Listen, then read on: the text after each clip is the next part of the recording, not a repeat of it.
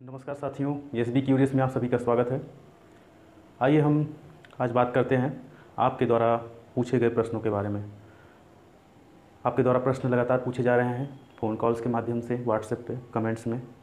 तो ऐसे लग रहा है कि मेरा प्रयास सार्थक हो रहा है और जो भी मैं आपको साझा कर रहा हूँ सूचना जानकारी, वो आपके काम आ रही है। और एक चीज़ मैं ये भी जान पा रहा हूँ कि हमारे समाज में हमारे जो भी आम जनमानस है उसमें लोगों के अंदर काफ़ी कम जानकारी है इस संबंध में। मृतक आश्रित कोटे के क्या क्या लाभ है, इस लाभ को कैसे प्राप्त किया जाए, इस सब की बहुत ही कम जानकारी है। ऐसे में बहुत लोग जो है समय से आवेदन नहीं कर पाते हैं और आवेदन करने के बाद क्या क्या करना है, कैसे जानकारी कहाँ से लेनी है, ये सब जो है सूचना एकत्र करने में उन्हें काफ़ी परेशानी होती है। और ना जानकारी होते हुए वो जो है बहुत सारी समस्याओं का सामना कर रहे हैं। कुछ लोगों को नौकरी ही नहीं मिल पा रही है, ठीक है, जो कि उनका एक तरह से हक है उनका, ठीक है ना। तो आइए आपके प्रश्नों पर आधारित इस श्रृंखला को देखते हैं कि क्या है इसमें। आप लोगों ने जो प्रश्न पूछा है उसी सब की डिटेल में यहाँ पे रखा हूँ, ठीक है। पहला प्रश्न है, पहले प्रश्न की बात यदि किया जाए तो पहला प्रश्न है, यूपीएसआई मृतक आश्रित दौड़ निकल जाने के बाद यदि परीक्षा में फेल हो जाने पर नौकरी मिलेगी या नहीं। एक भाई ने पूछा है कि यदि मृतक आश्रित कोटे में यूपीएसआई के लिए आवेदन किया गया है और उन्होंने पूछा है कि यदि दौड़ पूरी कर लिए और रिटर्न परीक्षा में वो फेल हो जाते हैं, उसको क्वालिफाई नहीं कर पाते हैं, ऐसी स्थिति में क्या होगा कि आपका वो आवेदन निरस्त कर दिया जाएगा। आप किसी भी स्टेज में फेलियर हो रहे हैं मृतक आश्रित परीक्षा के यूपीएसआई में, तो किसी भी स्टेज में आप फेल हो रहे हैं तो आपके जो आपने यूपीएसआई के लिए आवेदन किया था, ये मृतक आश्रित का ये आवेदन निरस्त समझा जाएगा और पुनः आपको दोबारा चांस दिया जाएगा। लेकिन ये यूपीएसआई के लिए नहीं दिया जाएगा, ये यूपी सिपाही के लिए दिया जाएगा। यूपी सिपाही के लिए ये आपको चांस मिलेगा, ठीक है, ये जानकारी रखिए। अगला प्रश्न है, अगले प्रश्न में चला जाए। अगला प्रश्न पूछे हैं, कर्मचारी या अधिकारी के रिटायरमेंट के बाद मृत्यु हो जाने पर बेटे को नौकरी मिलेगी या नहीं मिलेगी। इसका क्या अर्थ है? इसका इनके पूछने का भावार्थ अर्थ मतलब यही है कि यदि कोई कर्मचारी या अधिकारी ड्यूटी कर रहा था, ड्यूटी करने के बाद जैसे लोग 60 साल की नौकरी या 60 साल की उम्र या 40 साल की नौकरी जो उसमें से पहले आता है, उसके अनुसार यदि वो रिटायर हो जाते हैं, यानी नौकरी से रिटायर हो जा रहे हैं आसान भाषा में बोले तो उसके बाद रिटायरमेंट के बाद यदि उनकी मृत्यु होती है तो क्या इस स्थिति में उनके आश्रित बेटे या किसी भी आश्रित को नौकरी मिलेगी? नहीं मिलेगी, नौकरी नहीं मिलेगी। जो भी 1974 की नियमावली है, उसमें जो भी नियम बनाए गए हैं वो कार्यरत कर्मचारियों को, जो सेवा में हैं, सेवारत कर्मचारियों को, जो के आश्रितों को ध्यान में रखकर बनाया गया है। जो सेवारत कर्मचारी हैं उनके आश्रितों को ध्यान में रख के ये नियमावली बनाई गई है, ना कि रिटायरमेंट के बाद जो मृत्यु को प्राप्त हो रहे हैं उनके आश्रितों के लिए, ठीक। तो रिटायरमेंट के बाद यदि कोई कर्मचारी मर जाता है तो उसके बेटे को नौकरी नहीं मिल सकती, ऐसा कोई प्रावधान नहीं किया गया है। आगे देखते हैं, कोई व्यक्ति, तीसरा प्रश्न है, कोई व्यक्ति पहले से अनुकंपा नियुक्ति, ये बहुत सारे लोगों ने प्रश्न पूछा है। ये जो तीसरा प्रश्न मैं हाईलाइट कर रहा हूँ, ये बहुत सारे लोगों ने प्रश्न पूछा है। कोई व्यक्ति पहले से अनुकंपा नियुक्ति पर है तो यदि उसकी मृत्यु हो जाती है तब उसके आश्रित को नौकरी मिलेगी कि नहीं मिलेगी, इसको समझिए। यदि जैसे कोई व्यक्ति है, वो सेवारत है, वो नौकरी कर रहा है, वो नौकरी कैसी कर रहा है? अपने पिताजी की या माताजी के मिस हो जाने के बाद वो मृतक आश्रित ही नौकरी कर रहा है। और वो जो मृतक आश्रित नौकरी कर रहा है, यदि उस कर्मचारी की मृत्यु हो जा रही है तब उसके आश्रितों को नौकरी मिलेगी कि नहीं मिलेगी, इनका ये तीसरे प्रश्न में यही है। तो जो नौकरी चाहे सीधी भर्ती से नियुक्ति होती है, ये समझिए, या चाहे सीधी भर्ती से नियुक्ति हो या मृतक आश्रित भर्ती के अनुसार अनुकंपा के आधार पर नियुक्ति हो, ये सारी नियुक्तियां हो जाती हैं तो इसे अस्थाई माना जाता है, ना कि अस्थाई, ठीक है। तो जो भी नियम सीधी भर्ती से नियुक्त हुए कर्मचारी, सेवारत कर्मचारियों पर लागू होते हैं, वही मृतक आश्रित या अनुकंपा से भर्ती हुए कर्मचारियों पर भी वही सेम नियम, सेम पैटर्न लागू होता है। तो यदि उस कर्मचारी की मृत्यु हो जा रही है जो मृतक आश्रित में पहले से नौकरी पाया था, उसकी मृत्यु होने के बाद उसके आश्रितों पर भी वही नियम लागू होगा, यानी उसके आश्रितों को भी नौकरी मिलेगी, ठीक है। चौथे प्रश्न को देखते हैं। चौथा प्रश्न क्या है? चौथा प्रश्न है, मृतक आश्रित मृतक आश्रित अनुकंपा नियुक्ति की फाइल सबमिट होने के बाद, जो फाइल है वो संबंधित जिले में सबमिट होने के बाद क्या प्रक्रिया है। ये प्रश्न बहुत सारे लोगों के द्वारा पूछा जा रहा है। इसलिए प्रश्न पूछा जा रहा है क्योंकि आप में से बहुत सारे लोगों के द्वारा आवेदन किया गया है और ये जो आवेदन की फाइल है उसकी प्रोसेसिंग क्या होती है, उसमें क्या आगे की जो है नियम तय कार्रवाई है, उसके बारे में जानकारी लोग प्राप्त करना चाहते हैं। उसकी यदि हम बात करें तो ये है कि किसी भी ज़िले में यदि कोई भी ज़िला है उसमें यदि फाइल सबमिट हो रही है या फाइल आवेदन कर रहे हैं तो उस ज़िले में यदि 4-5 फाइलें हो जाती हैं तो उसे PHQ भेज दिया जाता है। उसे कहाँ भेज दिया जाता है? PHQ, पुलिस हेडक्वार्टर लखनऊ, जो गोमती नगर विस्तार में बना हुआ है, वहाँ पर भेज दिया जाता है। तो ये पुलिस विभाग के लिए है। यदि कोई शिक्षा विभाग से है, यदि कोई शिक्षा विभाग से है तो शिक्षा जो निदेशालय है, ठीक है, वहाँ पे फाइल भेजी जाती है। जैसा कि आप जानते हो क्या कहाँ पे है, वो प्रयागराज में है। ठीक, प्रयागराज में है। यदि कोई, ठीक ना, यदि कोई लोक सेवा, उत्तर प्रदेश लोक सेवा आयोग का कर्मचारी था, उसकी मृत्यु हो रही है, हो जाती है, तो वो प्रयागराज के लोक सेवा जो स्टेट का उत्तर प्रदेश लोक सेवा आयोग है वहाँ पे उसकी फाइल जाती है। ठीक, ऐसे जो भी लखनऊ में बने हुए हैं चाहे प्रयागराज में बने हुए हैं मुख्यालय, वहाँ पे फाइलें जाती हैं। उसके बाद क्या होगा, जब ये हेडक्वार्टर में फाइल चली जाएगी उसके बाद प्रोसेसिंग क्या होती है। यदि हम बात करें पुलिस विभाग की जो PHQ है, तो जो उत्तर प्रदेश पुलिस की वेबसाइट है, सरकारी वेबसाइट है, वो वेबसाइट क्या है? UPP, यहाँ लिख देता हूँ मैं, UPPRPB.gov.in। इस पे जब ये फाइल आपकी PHQ है, मैं पुलिस विभाग के लिए बता रहा हूँ, तो PHQ चली जाएगी तो आपको क्या करना पड़ेगा, वो आपके संबंधित थाने से वेरिफिकेशन होगा, आपका चरित्र सत्यापन होगा। ठीक है, आप जिस थाने के अंतर्गत रहने वाले रहेंगे वहाँ पे आपका क्या होगा, चरित्र सत्यापन होगा। चरित्र सत्यापन होने के बाद वो फाइल पुनः आ जाएगी मुख्यालय। ये सबके लिए है। ये PHQ पुलिस हेडक्वार्टर है। ऐसे शिक्षा विभाग के लिए शिक्षा निदेशालय, ठीक, जो प्रयागराज में है। यदि उत्तर प्रदेश लोक सेवा आयोग के कर्मचारी हैं तो उत्तर प्रदेश लोक सेवा आयोग का जो मुख्यालय है वहाँ पर आएगी फाइल।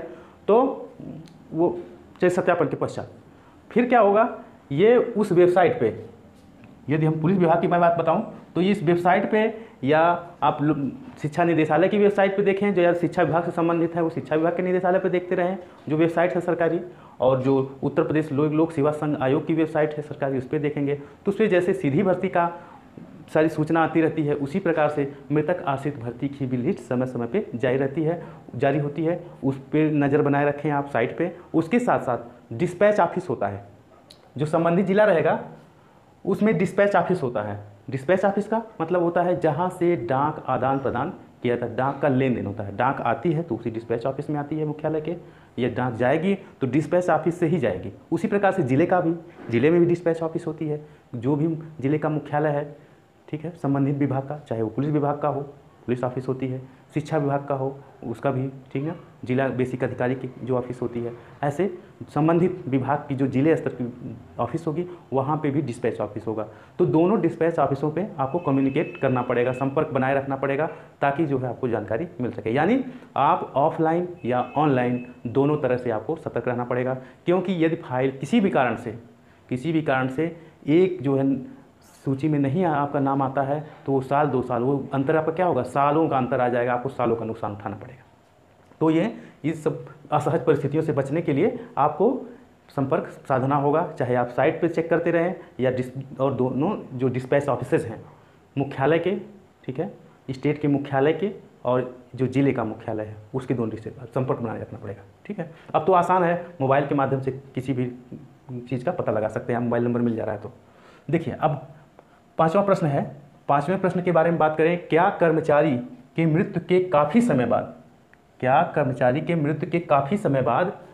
काफ़ी समय यानी बहुत अधिक समय बाद मृतक आश्रित सेवा योजना का दावा कर सकता है। इनका कहना है कि यदि जैसे 5 वर्ष का समय होता है तो 5 वर्ष से अधिक यदि अवधि बीत जाती है, 6 वर्ष, 7 वर्ष या 20 वर्ष, ठीक है, ऐसी अवधि हो जाती है, इतना समय बीत जाता है, तो क्या कोई मृतक आश्रित सेवा योजना यानी मृतक आश्रित अनुकंपा नियुक्ति पाने का दावा कर सकता है। तो इसमें यदि हम पॉजिटिव बताएं तो हाँ, पॉजिटिव बात अगर बताएं हम तो हाँ दावा कर सकता है, लेकिन आपके पास पॉजिटिव लॉजिक होना चाहिए, सकारात्मक पहलू आपके पास, सकारात्मक तर्क आपके पास, उसका सबूत होना चाहिए। ठीक है, इसमें क्योंकि क्योंकि जो नियमावली है मृतक आश्रित नियमावली 1974 की, उसमें नियम नंबर 513 जो बना हुआ है उसके अनुसार मृतक किसी भी मृतक आश्रित को वो सारी शिथिलताएं प्रदान की जा सकती हैं जो संभव हो, क्योंकि इस नियमावली का, इस योजना का जो है पूरा का पूरा ध्यान इस बात पे है कि कोई भी कर्मचारी, एक भी कर्मचारी के आश्रित जो है इस को समस्या से, आर्थिक समस्या से, सबसे बड़ी तो आर्थिक समस्या ही होती है, आर्थिक समस्या का सामना ना करना पड़े, परेशानी का सामना ना करना पड़े। इस नियमावली के इस बिंदु पे यही बताया गया है कि हर पहलू को देखा जाएगा, जिसको शिथिल किया जाता है सब पहलू को शिथिल कर किया जाएगा नौकरी देने के लिए किसी भी आश्रित को। ठीक, इसमें यदि वाद की बात किया जाए जो न्यायालय में गया था, माननीय न्यायालय का निर्णय हम देखा जाए तो ये मनोज कुमार सक्सेना हैं बनाम जिला अधिकारी बरेली, मनोज कुमार सक्सेना जिला अधिकारी बरेली। ये 2002 का मामला है, ESC 967। ये Allahabad high court ASC Allahabad, माननीय उच्च न्यायालय इलाहाबाद द्वारा इसमें आदेश पारित है। इस आदेश में क्या है, ये जो इसमें वादी थे, वादी की उम्र उनके पिता की मृत्यु के समय, इनके पिता सरकारी सेवा में थे, इनके पिता की मृत्यु के समय इनकी उम्र केवल 12 वर्ष थी, इनकी उम्र केवल 12 वर्ष थी। इसके बाद जब ये बालिग हुए, एडल्ट हुए, वयस्क हुए, यानी ये 18 साल के हुए, यानी ये 6 साल बाद। आप जानते हैं कि आवेदन करने की अधिकतम अवधि कितनी है, 5 साल, लेकिन इन्होंने क्या किया, 6 साल।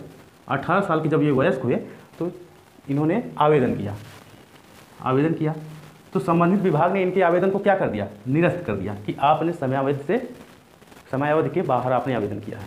तो इन्होंने कोर्ट का दरवाज़ा खटखटाया, माननीय न्यायालय का दरवाज़ा खटखटाया।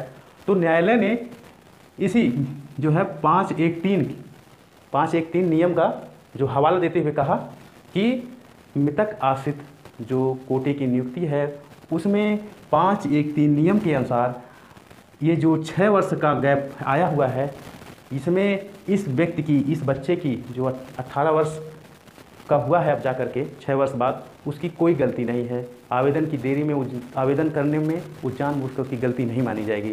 ठीक है, तो इसमें ये आप समझिए कि जो नियमावली बनी है मानवीय दृष्टिकोण को ध्यान में रखते हुए बनी है कि जो सरकारी कर्मचारी है उसके जो बच्चे अनाथ ना होवें, वे किसी तरह से लाचार ना होवें, इस बात को ध्यान में रख करके बनाया गया है। इसलिए मैं आपसे कहता हूं कि यदि आपका संबंधित विभाग आपकी बात को नहीं सुन रहा है, आप जो भी जानकारी प्राप्त करना चाह रहे हैं या नौकरी प्राप्त करना चाह रहे हो, नौकरी देने में आपको हिला हवाली कर रहा है, मना कर रहा है, तो आप माननीय न्यायालय के जो है दरवाज़ा खटखटाइए, आपको अवश्य न्याय मिलेगा। क्योंकि वहाँ पे सारे आदेश आपके संकलित होते हैं, उनके पास सारे आदेश होते हैं कि इन्होंने इससे संबंधित, जब आप जाएंगे न्यायालय में, आप वाद दाखिल करेंगे, याचिका दाखिल करेंगे, तो वो क्या करते हैं, उसमें इतने पुराने वकील हैं, वो लोग तुरंत जो है उससे संबंधित आप फाइल पलटेंगे। ठीक है, वो आदेश की नियमावलियाँ वो पलटेंगे, वो तुरंत जो है जज साहब के सामने रखेंगे कि साहब इसी मामले से संबंधित, इसी प्रकार के मामले से संबंधित इसी न्यायालय से निर्णय वादी के पक्ष में आया था। जज साहब देखेंगे कि हाँ ये तो भाई ये मामला पुराने वाद से बिल्कुल मिलता जुलता है, उसी वाद का हवाला देकर के तुरंत जज साहब उस केस का निपटारा कर देंगे कि उस संबंधित विभाग से कहेंगे सुनो इस वादी के आवेदन को तुरंत स्वीकार करो और अग्रिम कार्रवाई तुरंत शुरू कर दो। ठीक है, तो इस तरह से तभी मैं कहता हूँ कि यदि आप न्यायालय में जाते हैं या यदि आप हर जगह से थक हार चुके हैं तो न्यायालय में जाइए, आपका 2-3 महीने में आपके सुनवाई हो जाएगी। ठीक है, ऐसे प्रकरण कई हैं, ये जो मैं आपको बता रहा हूँ कई प्रकरण हैं। ठीक है, यदि नहीं की बात किया जाए कि नौकरी नहीं मिलेगी, ऐसा भी है कि नौकरी नहीं मिलेगी, जब जो बहुत अधिक समय बाद आप आवेदन कर रहे हैं तो नौकरी नहीं भी मिलेगी, किस स्थिति में, ये सब कुछ माननीय न्यायालय के निर्णय पर निर्भर करता है कि आप जो है जानबूझकर गलती किए हैं या ना जानते हुए गलती हुई है। ठीक है, परिस्थितिवश हुई है। ठीक है, नहीं कैसे, जैसे एक व्यक्ति हैं, उन्होंने अपने पिता की मृत्यु जो है उनकी हो गई 1992 में, 1992 में मृत्यु हुई। इन्होंने 2003 में आवेदन किया, 2003 में आवेदन किया है। ठीक है, तो जो ये गैप बना है ये 14 साल बाद किए हैं। 14 साल का मतलब 2006 में, 2004, इसमें 14 जोड़ा जाएगा तो कितना हो जाएगा, 4 2 6। ठीक है, 14 साल बाद इन्होंने आवेदन किया। तो इस आवेदन करने के बाद न्यायालय में वो गए, न्यायालय आवेदन के संबंधित विभाग उनको मना कर दिया कि नहीं नौकरी आपको नहीं मिलेगी। तो न्यायालय में गए, इसी इलाहाबाद हाई कोर्ट में गए हो तो माननीय न्यायालय ने क्या कहा कि आपने जो है परिस्थितिवश नहीं बल्कि जानबूझ के गलती की है, इसलिए आपको नौकरी नहीं मिलेगी। उसमें आपको देखा जाएगा, आपका प्रमाण आपको देना पड़ेगा कि आप लेट क्यों हुए हैं। यदि आपका लेट होने का तात्पर्य यदि निगेटिव है, आप उसमें आपकी गलती पाई जाएगी तो नौकरी नहीं मिलेगी। ठीक है, अब देखते हैं आज के इस सेशन का आखिरी प्रश्न। आखिरी प्रश्न क्या है, क्या पारिवारिक पेंशन स्वीकृत होने पर संबंधित को सेवा योजना देने से इनकार किया जा सकता है। यानी किसी व्यक्ति को पारिवारिक पेंशन, किसी मृतक आश्रित को पारिवारिक पेंशन मिलने लगी, वो अगर स्वीकृत हो गई, पेंशन मिलने लगी, तो क्या उसे नौकरी देने से, सेवा योजना का मतलब नौकरी देने से मना कर दिया जाएगा? नहीं, कतई मना नहीं किया जा सकता। क्यों नहीं मना किया जा सकता? इसलिए नहीं मना किया जाएगा, जो पारिवारिक पेंशन है वो पारिवारिक लाभ योजना के अंतर्गत है। ठीक है, जो पारिवारिक पेंशन है वो पारिवारिक लाभ योजना के अंतर्गत है। ठीक है, और यानी पारिवारिक लाभ योजना का मतलब उसमें यह है कि भाई कोई सरकारी नौकरी कर रहा है तो उसे पेंशन दिया जाता है। प्राइवेट सेक्टर में हर जगह ये सुविधा नहीं है, ये पारिवारिक लाभ योजना का विषय है। ठीक, और जो सेवा योजना है, नौकरी पाने का मतलब है सेवा अनुकंपा वाली नौकरी मिलने का तात्पर्य है वो मृतक आश्रित नियमावली के अनुसार, ये अलग अलग दोनों हैं। ठीक है, और यदि एक ही व्यक्ति को अब देखते हैं कि मृतक आश्रित में यदि कोई मान लीजिए मेल था, पुरुष था, ठीक है, उनकी मृत्यु हो जा रही है। यहाँ देखते हैं, यदि कोई यम व्यक्ति थे, उनकी मृत्यु हो गई, उनकी क्या हो गई, डेथ हो जाती है, डेथ हो गई। उसके बाद उनकी पत्नी को, जो उनकी वाइफ हैं, उनको क्या है, पेंशन मिल जाती है, पेंशन मिल जा रही है। और यदि उनका बच्चा जो है, लड़का उनका क्या है, बालिग है या बाद में ही सही, ये कहते हैं कि हमें बस पेंशन चाहिए, वाइफ कहती है कि हमको बस पेंशन चाहिए, नौकरी नहीं चाहिए, तो इनको पेंशन मिलेगी और लड़के को नौकरी मिलेगी। ये कहती हैं कि हमें नहीं दीजिए नौकरी, हमारे बच्चे को दे दीजिए, तो लड़के को नौकरी मिल जाती है। यदि यही महिला कहती है कि नहीं, हमें नौकरी और पेंशन दोनों चाहिए, इस बच्चे को नौकरी मत दीजिए, हमें पेंशन और नौकरी दोनों चाहिए। मान लीजिए बच्चे है ही नहीं, उस स्थिति में पेंशन और नौकरी दोनों इनको दी जाएगी। मना नहीं किया जा सकता कि आपको पेंशन मिल रही है तो आप नौकरी के योग्य नहीं है, ऐसा मना नहीं किया जा सकता, दोनों दिया जाएगा। लेकिन अब इसमें शर्त है कि पेंशन और नौकरी, जो पेंशन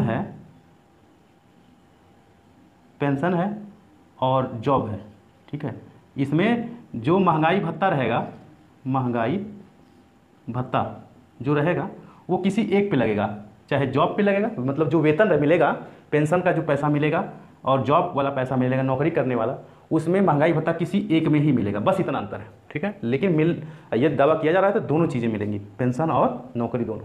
ठीक है, तो ये था मेरा छोटा सा प्रयास आप लोगों के लिए। ऐसे ही आप लोग कमेंट में प्रश्न पूछिए, मैं आपके प्रश्नों का जवाब देने के लिए सदैव तत्पर हूँ, आपकी सेवा में। ठीक है, मुझे बहुत अच्छा लगता है आपकी मेरी जो बातें हैं, मेरी जो दी गई जानकारियाँ हैं, आपके लिए बहुत जो है लाभकारी सिद्ध हो रही हैं। और यदि आप में से किसी को व्हाट्सएप चलाना नहीं आता है, यूट्यूब पे कमेंट लिखना नहीं आता है, तो वो जो है मुझे इस नंबर पे फ़ोन करके पूरी जानकारी ले सकते हैं। ये नंबर है 9580 53 0456। इस नंबर पे 0456, इस नंबर पे आप फ़ोन करके आप जानकारी प्राप्त कर सकते हैं। ठीक है दोस्तों, तो मिलते हैं अगले वीडियो में। आप जो है हमारा समर्थन करिए और सूचना को, जो जानकारी है, इसको शेयर करिए। मिलते हैं अगले वीडियो में।